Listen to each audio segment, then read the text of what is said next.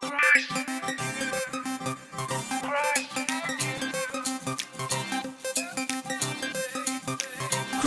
in you, Christ in you, Christ in you.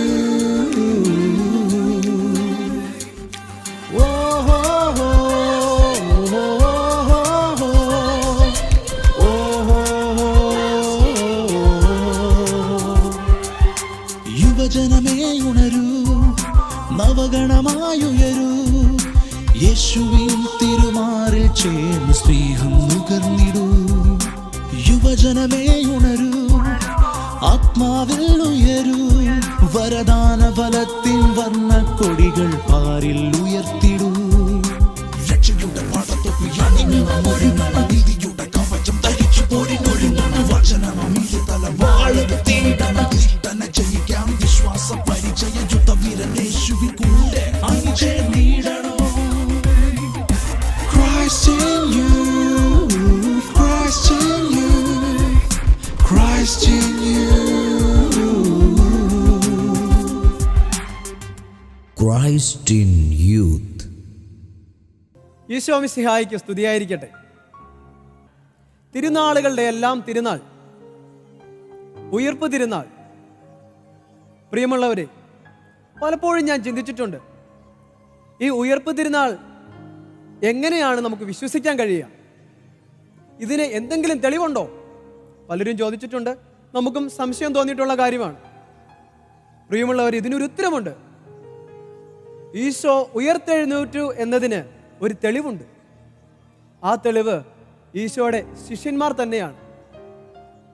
കതകടച്ച് പേടിച്ച് വിരണ്ട് റൂമിൽ കയറി അടച്ചിരുന്നവർ ഈശോയുടെ ഉത്ഥാനം അനുഭവിച്ചതിന് ശേഷം അവർ രൂപാന്തരപ്പെട്ടു.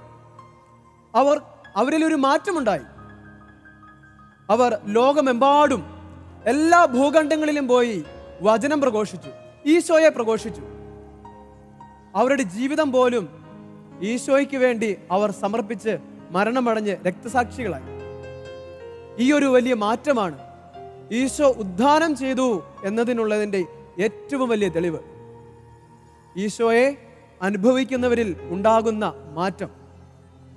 ഇതുപോലെ ഈശോയുടെ ശിഷ്യന്മാരെ പോലെ തങ്ങളുടെ ജീവിതത്തിൽ അനുഭവിച്ചറിഞ്ഞ ഈശോയെ പ്രഘോഷിക്കുന്ന കുറച്ച് യുവജനങ്ങൾ ഇന്നിവിടെ വന്നു ചേർന്നിട്ടുണ്ട്.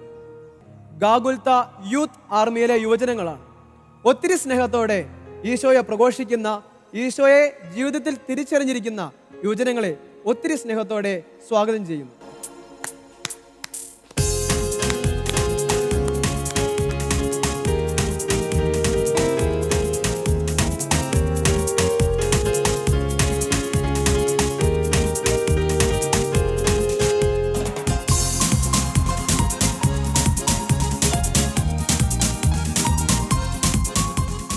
Christ in youth.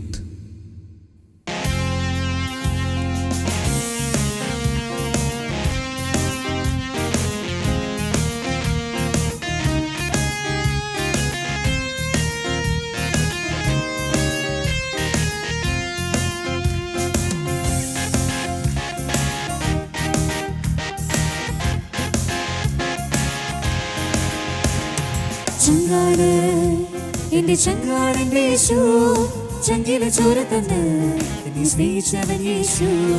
തീയണയ്ക്കാൻ എന്റെ നെഞ്ചിലെ തീയണയ്ക്കാൻ നെഞ്ചു തുറന്നു തന്ന് എന്നെ വീണ്ടെടുത്തെന്റെ യേശു. ചങ്ങാട് എന്റെ ചങ്ങാടന്റെ യേശു, ചങ്കിലെ ചോര തന്ന് എന്നെ സ്നേഹിച്ചവൻ യേശു. തീയണയ്ക്കാൻ എന്റെ നെഞ്ചിലെ തീയണയ്ക്കാൻ നെഞ്ചു തുറന്നു തന്ന് എന്നെ വീണ്ടെടുത്തെന്റെ യേശു. ചങ്ങാട് എന്റെ ചങ്ങാട്, ചങ്ങാട് എന്റെ ചങ്ങാടന്റെ യേശു. ചങ്ങാട് എന്റെ ചങ്ങാട്, ചങ്ങാട് എന്റെ ചങ്ങാടന്റെ യേശു.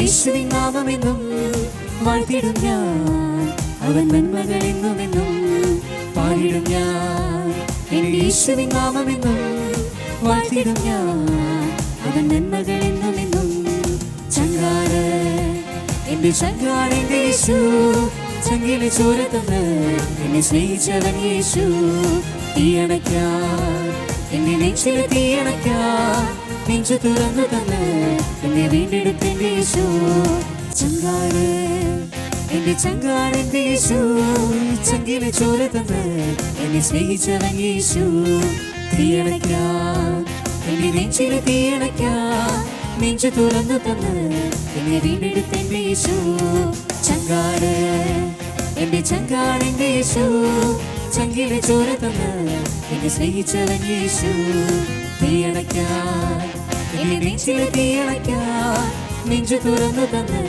എന്നെ വീണ്ടെടുത്തെന്റെ യേശു ചങ്കാണ് എന്റെ ചങ്കാണ് ചങ്കാണ് എന്റെ ചങ്കാണ് എന്റെ യേശു ചങ്കാണ് എന്റെ ചങ്കാണ് ചങ്കാണ് എന്റെ ചങ്കാണ് എന്റെ യേശു ചങ്കാണ് എന്റെ ചങ്കാണ് ചങ്കാണ് എന്റെ ചങ്കാണ് എന്റെ യേശു Christ in youth. ദൈവത്തിൻ്റെ വലിയ കരുണയുടെയും സ്നേഹത്തിൻ്റെയും നിമിഷങ്ങളാണ്, പ്രത്യാശയുടെ നിമിഷങ്ങളാണ്. ഒരു മരണത്തിനും അപ്പുറം ഒരു ഉദ്ധാനമുണ്ട് എന്ന് ഈശോ നമുക്ക് പറഞ്ഞു തന്ന ദിവസമാണ്. മക്കളെ, നിങ്ങളൊന്നും ഓർത്ത് പേടിക്കണ്ട. നിങ്ങളിൽ ജീവിതത്തിൽ എന്ത് ബുദ്ധിമുട്ടുണ്ടെങ്കിലും അതിനൊരു ഉയർപ്പുണ്ട് എന്ന് ദൈവം പറഞ്ഞു തന്ന, ഈശോ കാണിച്ചു തന്ന ദിവസമാണ്. ഈ ഈശോയുടെ വചനം അത് നമ്മുടെ ജീവിതത്തിന് വെളിച്ചമാണ്, പ്രകാശമാണ്. ഈ നല്ല ദൈവത്തിൻ്റെ ഈ വചനം ശ്രവിക്കുവാൻ നമുക്ക് കാതോർക്കാം. ഭയഭക്തിയോടെ ഈശോയുടെ വചനം ശ്രവിക്കുവാൻ നമുക്ക് ഒരുങ്ങാം.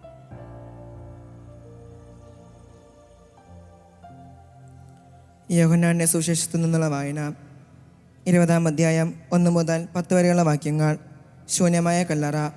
ആഴ്ചയുടെ 1-ാം ദിവസം അതിരാവിലെ ഇരുട്ടായിരിക്കുമ്പോൾ തന്നെ മഗ്ദലേന മറിയവും ശവകുടീരത്തിൻ്റെ സമീപത്തേക്ക് വന്നു. ശവകുടീരത്തിൻ്റെ കല്ല് മാറ്റപ്പെട്ടിരിക്കുന്നതായി അവൾ കണ്ടു. അവൾ ഉടനെ ഓടി ശിമയോൻ പത്രോസിൻ്റെയും യേശു സ്നേഹിച്ചിരുന്ന മറ്റേ ശിഷ്യൻ്റെയും അടുത്തെത്തി പറഞ്ഞു, കർത്താവിനെ അവർ കല്ലറയിൽ നിന്ന് മാറ്റിയിരിക്കുന്നു. എന്നാൽ അവനെ അവർ എവിടെ വെച്ചുവെന്ന് ഞങ്ങൾക്കറിഞ്ഞുകൂടാ. പത്രോസ് ഉടനെ മറ്റു ശിഷ്യനോടും കൂടെ കല്ലറയുടെ അടുത്തേക്ക് പോയി. അവർ ഇരുവരും ഒരുമിച്ചോടി. എന്നാൽ മറ്റേ ശിഷ്യൻ പത്രോസിനേക്കാൾ കൂടുതൽ വേഗത്തിൽ ഓടി. ആദ്യം കല്ലറയുടെ അടുത്തെത്തി. കുനിഞ്ഞു നോക്കിയപ്പോൾ കച്ചി കിടക്കുന്നത് അവൻ കണ്ടു. എങ്കിലും അവൻ അകത്ത് പ്രവേശിച്ചില്ല. അവൻ്റെ പിന്നാലെ വന്ന ശിമയോൻ പത്രോസ് കല്ലറയിൽ പ്രവേശിച്ചു. കച്ച അവിടെ കിടക്കുന്നതും തലയിൽ കെട്ടിയിരുന്ന തൂവാല കച്ചയോട് കൂടെയല്ലാതെ തണിച്ചിരിക്കുന്നതും കണ്ടു.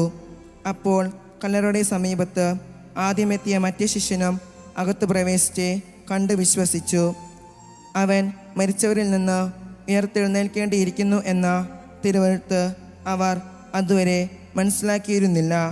അനന്തരം ശിഷ്യന്മാർ മടങ്ങിപ്പോയി. പ്രിയമുള്ളവരെ,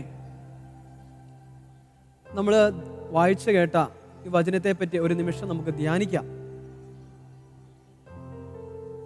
ഈശോയുടെ ഉദ്ധാനം എപ്രകാരമായിരുന്നു എന്നുള്ള ഭാഗമാണ് നമ്മൾ വായിച്ചു കേട്ടത്. മഗ്ദലേന മറിയവും പത്രോസ് സ്ലിഹായും യോഹന്നാൻ സ്ലിഹായും ഈശോയുടെ ശവക്കല്ലറയിലേക്ക് ഓടിയെത്തുന്ന ഭാഗമാണ് നമ്മൾ കാണുക. പത്രോസ് സ്ലിഹായുടെയും ഈ യോഹന്നാൻ സ്ലിഹായുടെയും മഗ്ദലേന മറിയത്തിൻ്റെയും മനസ്സിൽ ഈശോയ്ക്ക് എത്ര വലിയ സ്ഥാനമുണ്ടായിരുന്നു നമുക്ക് ചിന്തിച്ചു നോക്കാം. ഭയന്ന് വിറച്ചിരുന്നവര് 3-ാം ദിവസം ഓടി കല്ലറയെങ്കിലേക്ക് എത്തുകയാണ്. ഒരു മനുഷ്യന് ജീവിതത്തിൽ ഉണ്ടാകാവുന്ന ഏറ്റവും വലിയ ഭയം അത് മരണത്തിൻ്റെ ഭയമാണ്. ഞാൻ എപ്പോൾ മരിക്കും, എനിക്ക് അസുഖം വന്ന് ഞാൻ മരിക്കുമോ എന്നൊക്കെയുള്ള ചിന്തകൾ മരണഭയമാണ് ലോകത്തിലെ ഏറ്റവും വലിയ ഭയം. എന്നാൽ ഓരോ ഈസ്റ്ററും നമ്മളെ പഠിപ്പിക്കുക, എത്ര വലിയ മരണത്തിനപ്പുറവും ഒരു ജീവിതമുണ്ട്. ഈശോയിൽ വിശ്വസിക്കുന്നവർ മരിച്ചാലും ജീവിക്കും. നിങ്ങളുടെ ജീവിതത്തിൽ എത്രയേറെ പ്രതിസന്ധികളുണ്ടെങ്കിലും കർത്താവ് പറയുന്നു, നീ എന്നിൽ വിശ്വസിക്ക്, നിനക്കൊരു ഉയർപ്പുണ്ട്. നീ എൻ്റെ കുരിശിലേക്ക് നോക്ക്. അവിടെ നിന്ന് ഞാൻ ഇന്ന് മരണത്തെ പരാജയപ്പെടുത്തി വിജയിച്ച് ഉദ്യതനായില്ലേ? ഇതിലും വലിയ പ്രതീക്ഷ നിനക്ക് തരാൻ എനിക്കാവില്ല. അതാണ് ഈശോ പറയുക. മരണത്തെ പോലും വിജയിച്ച ഉദ്ധാനത്തിന്റെ പ്രതീക്ഷ. പ്രിയമുള്ളവരെ, ഈ പ്രതീക്ഷയോടെയാണ് ശിഷ്യന്മാരും മഗ്ദല മറിയവും കല്ലറയിലേക്ക് ഓടിയെത്തുക. പ്രതീക്ഷയോടെ, എൻ്റെ പൊന്നു തമ്പുരാനെ, എൻ്റെ ഗുരുവിനെ കാണണം എന്നുള്ള പ്രതീക്ഷയോടെ, ആ സ്നേഹത്തോടെ. ഇന്ന് ഈ ഉദ്ധാനം ആഘോഷിക്കുന്ന ദിവസം, ഈസ്റ്റർ ദിവസവും നമ്മളും ഓടിച്ചെല്ലണം കർത്താവിൻ്റെ കല്ലറയിലേക്ക്. ആ സ്നേഹത്തോടെ, ആ നിറവുള്ള സ്നേഹത്തോടെ, തുറന്ന മനസ്സോടെ ഓടിച്ചെല്ലണം കർത്താവിൻ്റെ കല്ലറയിലേക്ക്. കർത്താവേ, അങ്ങേ എനിക്കൊന്ന് കാണണം, അങ്ങയുടെ തിരിച്ചുവരവ് എനിക്ക് കാണണം. എൻ്റെ പ്രതിസന്ധികൾക്ക് നടുവിൽ, എൻ്റെ ജീവിതത്തിന് നടുവിൽ എനിക്ക് അങ്ങയെ കണ്ടുമുട്ടണം. ആ ഒരു വലിയ സ്നേഹം എൻ്റെ ജീവിതത്തിൽ എപ്പോഴും കർത്താവെ അങ്ങുണ്ടല്ലോ എന്നുള്ള പ്രതീക്ഷ. ഏത് പ്രതിസന്ധിയിലും ഏത് മരണത്തിലും ഉദ്ധാനത്തിൻ്റെ പ്രതീക്ഷ നൽകുന്ന, പ്രത്യാശ നൽകുന്ന നാഥൻ കൂടെയുണ്ടെന്നുള്ള വിശ്വാസത്തോടെ നമുക്ക് പാടി പ്രാർത്ഥിക്കാം. യേശുവിൻ കൂടുള്ള യാത്ര ആനന്ദമേ, ആ മാറോട് ചേർന്നിരുന്നാൽ ഭയമില്ലയേ. യേശുവിൻ കൂടുള്ള യാത്ര ആനന്ദമേ, ആ മാറോട് ചേർന്നിരുന്നാൽ ഭയമില്ലയേ. അൻപേറുന്ന കൈകളാൽ അത്ഭുതമായി നടത്തിടും, മാധുര്യമേറും മൊഴികളാൽ തൻ സ്നേഹം എന്നോട് പങ്കുവയ്ക്കും. ഒറ്റയ്ക്ക് വിടുകയില്ല, മടുത്തു മാറുകയില്ല. ഒറ്റയ്ക്ക് വിടുകയില്ല, മടുത്തു മാറുകയില്ല. അന്ത്യം വരെ ആ ചുടുമതി. യേശു എൻ്റെ കൂടെ മതി. അന്ത്യം വരെ ആ ചുടുമതി. യേശു എൻ്റെ കൂടെ മതി. യേശുവിൻ കൂടുള്ള യാത്ര ആനന്ദമേ, ആ മാർഗോട് ചേർന്നിരുന്നാൽ ഭയമില്ലയേ. Christ in youth. എല്ലാ ജീർണതകൾക്കും അപ്പുറം ഒരു ജീവിതമുണ്ടെന്ന് പഠിപ്പിച്ചവനാണ് നമ്മുടെ ഈശോ. നമ്മുടെ ജീവിതം എത്ര ജീർണിച്ചിരുന്നാലും, എത്ര ചീഞ്ഞ് അഴുകിയതാണെങ്കിലും, മോശമാണെങ്കിലും, പാപ അവസ്ഥയിലാണെങ്കിലും അതിന് ജീവൻ തരാൻ കഴിയുന്നത് ക്രിസ്തുവിന് മാത്രമാണ്, ക്രിസ്തുവിൻ്റെ സ്നേഹത്തിന് മാത്രമാണ്. ഈശോയുടെ ഇത്ര വലിയ സ്നേഹം, പ്രത്യാശ നൽകുന്ന സ്നേഹം, അത് ലോകം മുഴുവനും അറിയണം. അതിനു വേണ്ടിയിട്ടാണ് ഇപ്പോൾ നമ്മൾ പ്രാർത്ഥിക്കാൻ പോകുന്നത്. ഈ ഉദ്ധാനത്തിൻ്റെ മഹത്വം ലോകം മുഴുവൻ നിറയുവാൻ, എല്ലാവരും പ്രത്യാശയോടെ ജീവിക്കുവാൻ, പ്രത്യാശ കൊണ്ട് ലോകം നിറയുവാൻ നമുക്ക് കരം കോർത്ത് പ്രാർത്ഥിക്കാം. ഈശോ ഒരു നിമിഷം സ്തുതിച്ച് നമുക്ക് പ്രാർത്ഥിക്കാം. ഒരു നിമിഷം സ്തുതിക്കാം. ഈശോയെ നന്ദി, ആരാധന, ഹല്ലേലൂയ. ഈശോയെ അങ്ങേക്ക് മഹത്വം, മഹത്വം. ഈശോയെ ആരാധന, ആരാധന. ഈശോയെ അങ്ങേക്ക് നന്ദി, ഹല്ലേലൂയ. ഈശോയെ ആരാധന, ആരാധന. തോമാസ് ലീഹ പറഞ്ഞതുപോലെ, എന്റെ കർത്താവേ, എന്റെ ദൈവമേ എന്ന് ഏറ്റു പറയുവാൻ, എന്റെ വിശ്വാസത്തിൽ കോട്ടം തട്ടുമ്പോൾ എന്റെ കർത്താവേ, എന്റെ ദൈവമേ എന്ന് ഏറ്റു പറഞ്ഞു ഈശോയെ അങ്ങേ മഹത്വപ്പെടുത്തുവാൻ ലോകത്തിലുള്ള എല്ലാ ജനത്തെയും, എല്ലാ യുവജനങ്ങളെയും അങ്ങ് അനുഗ്രഹിക്കണമേ. ഈശോയെ, പ്രത്യാശ നഷ്ടപ്പെട്ട ഈ ലോകത്തിൽ, യുദ്ധങ്ങളും കെടുതികളും രോഗങ്ങളും കൊണ്ട് വലയുന്ന ഈ ലോകത്തിൽ അങ്ങ് നൽകുന്ന പ്രത്യാശ അവർക്ക് ആശ്വാസമേകട്ടെ. ഈശോയെ, അങ്ങയുടെ കുരിശിൽ നോക്കുന്നവർക്ക് പ്രത്യാശ ഉണ്ടാകട്ടെ. ഈശോയെ, അങ്ങയുടെ വചനത്തിന്റെ അഭിഷേകം ലോകം മുഴുവൻ നിറയട്ടെ എന്ന് ഞങ്ങൾ ആഗ്രഹിക്കുന്നു, പ്രാർത്ഥിക്കുന്നു. ഈശോയെ ആരാധന. Hallelujah hallelujah.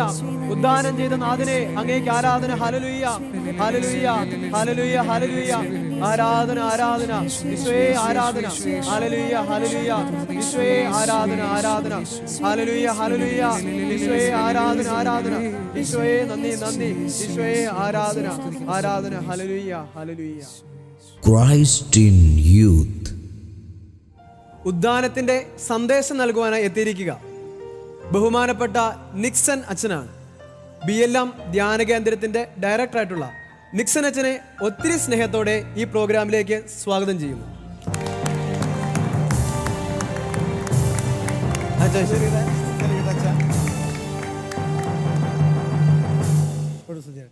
അപ്പോൾ ഈസ്റ്റർ തിരുനാളുകളുടെ തിരുനാളുകളാണ്. വലിയൊരു ആഘോഷമാണ്. സഭയിൽ ഏറ്റവും വലിയ തിരുനാളാണ് ഈസ്റ്റർ.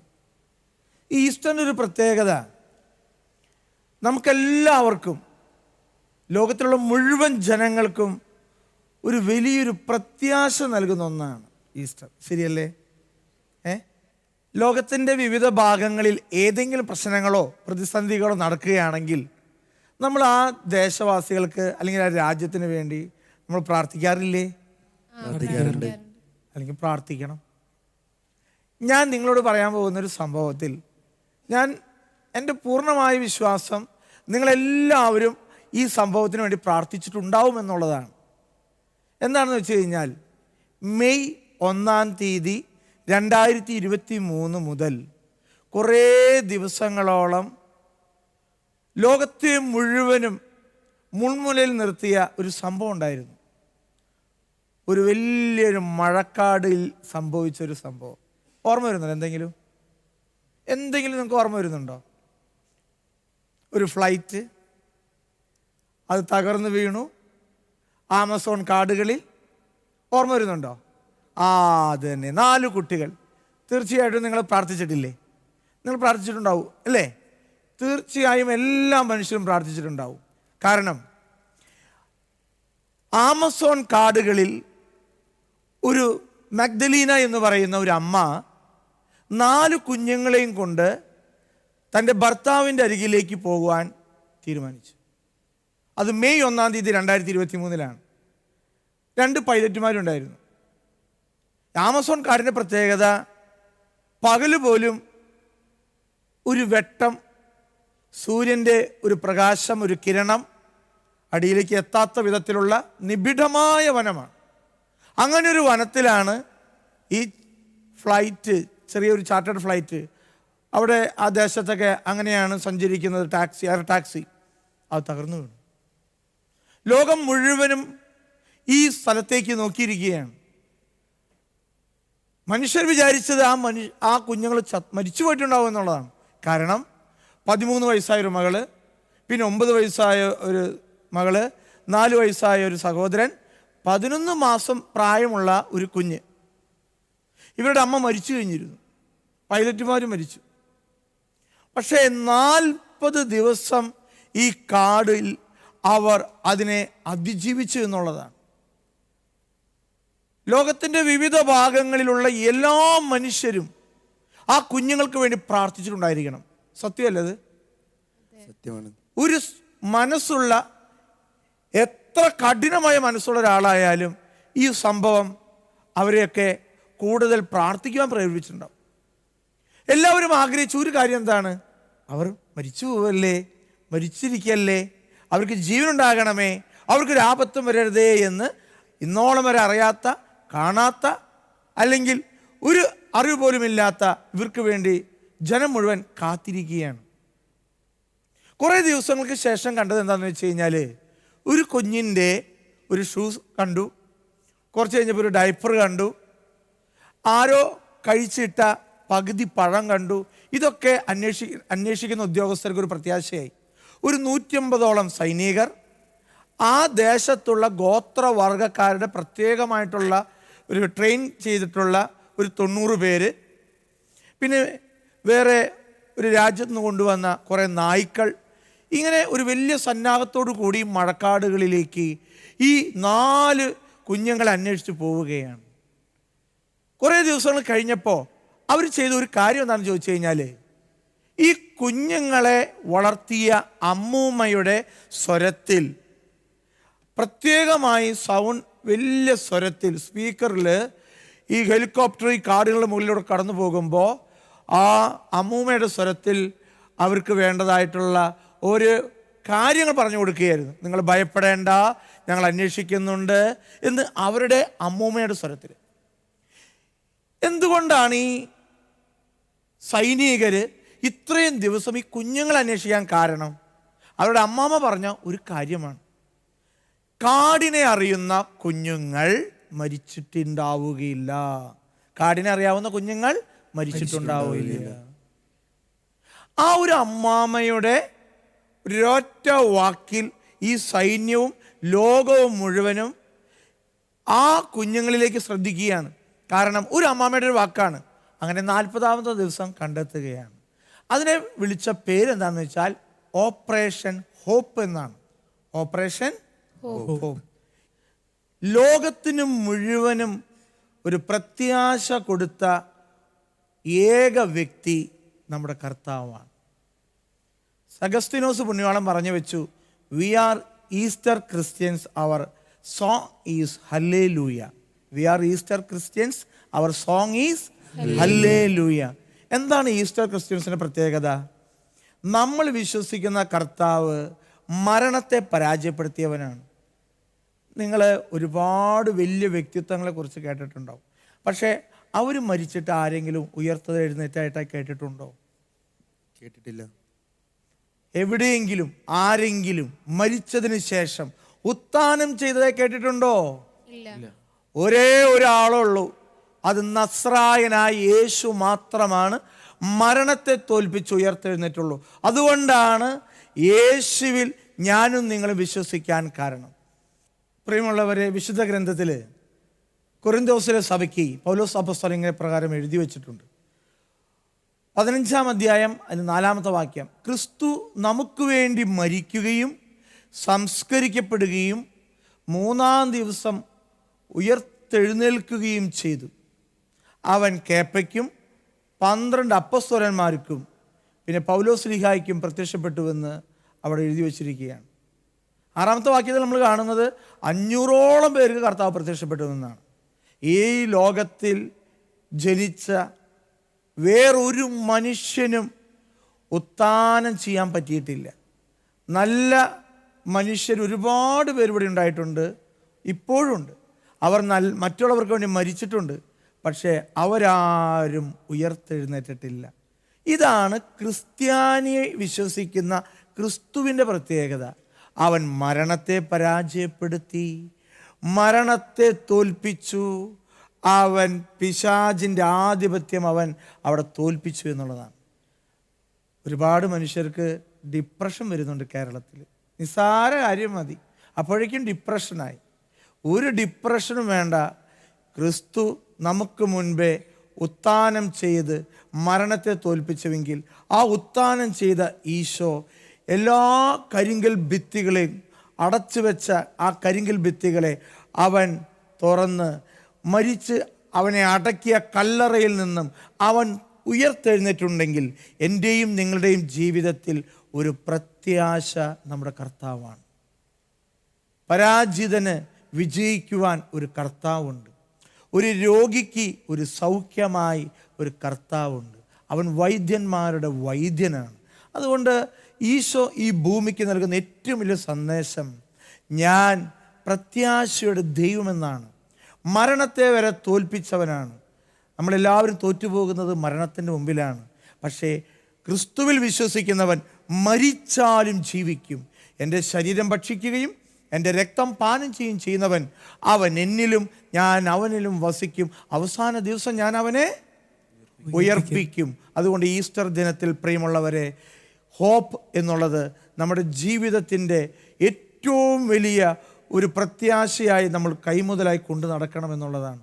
മറ്റുള്ളവർക്ക് നമുക്ക് പറഞ്ഞു കൊടുക്കാൻ സാധിക്കണം. ഈ ഈസ്റ്റർ ദിനത്തിൽ നമുക്കെല്ലാവർക്കും ഒരു പ്രത്യാശയുണ്ട്. ആ പ്രത്യാശയുടെ പേരാണ് ഈശോ എന്നുള്ളത്. പ്രത്യാശയുടെ വ്യക്താക്കളായി മാറുവാൻ ഈ ദിനം നമ്മെ അനുഗ്രഹിക്കട്ടെ.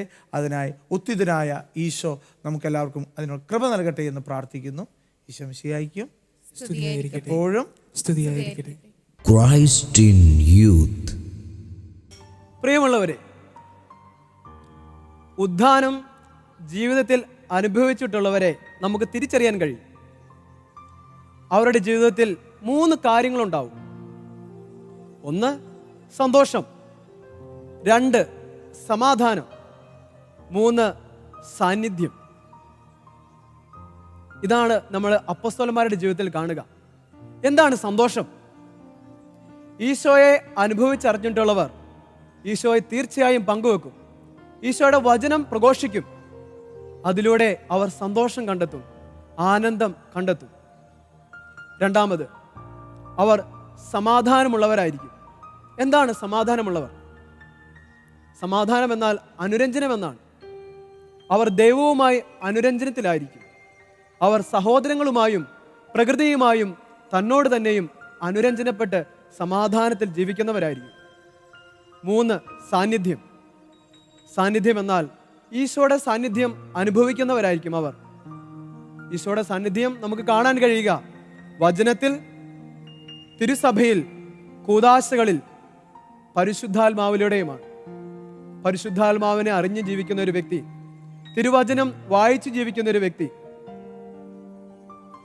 ഇങ്ങനെയുള്ള വ്യക്തികളിലാണ് ഈശോയുടെ സാന്നിധ്യം ഉണ്ടാവുക.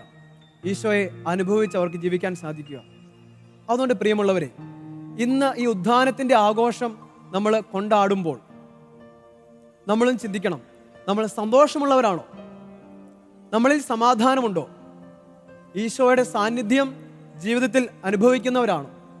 എങ്കിൽ യഥാർത്ഥത്തിൽ നമ്മൾ ഈശോയുടെ ഉദ്ധാനം ജീവിതത്തിൽ അനുഭവിക്കുന്നവരാണ്, പ്രത്യാശയുള്ളവരാണ്. ഉയർപ്പിൻ ആഘോഷം എന്ന ഈ പ്രോഗ്രാം ഇന്നിവിടെ അവസാനിക്കുമ്പോൾ എനിക്ക് ഒരു കാര്യം ചോദിക്കാനുണ്ട്. പ്രിയമുള്ളവരെ, നിങ്ങൾ ഒരിക്കലെങ്കിലും പരിശുദ്ധ അമ്മയുടെ ജീവിതത്തിലേക്ക് നോക്കിയിട്ടുണ്ടോ? എന്തുകൊണ്ടാണ് പരിശുദ്ധ അമ്മ കല്ലറയെങ്കിലേക്ക് ഓടാതിരുന്നത്?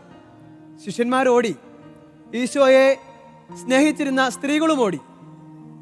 എന്തുകൊണ്ടാണ് സ്വന്തം അമ്മ കല്ലറയെങ്കിലേക്ക് ഓടിയില്ല? എപ്പോഴെങ്കിലും നിങ്ങൾ ചിന്തിച്ചിട്ടുണ്ടോ? പരിശുദ്ധ അമ്മയ്ക്ക് അറിയാമായിരുന്നു അവൻ സത്യമായും ഉയർത്തെഴുന്നേൽക്കുമെന്ന്. പ്രിയമുള്ളവരെ, നമ്മൾ ഒരിടത്തും ഓടിപ്പോകണ്ട. പരിശുദ്ധ അമ്മയെ പോലെ ജീവിതത്തിൽ ഒരു ഉറപ്പുണ്ടാവണം. തീർച്ചയായും നമ്മുടെ ജീവിതത്തിലെ പ്രതിസന്ധികളിൽ കർത്താവ് ഒരു നാൾ ഉയർത്തെഴുന്നേൽക്കും. Signing off.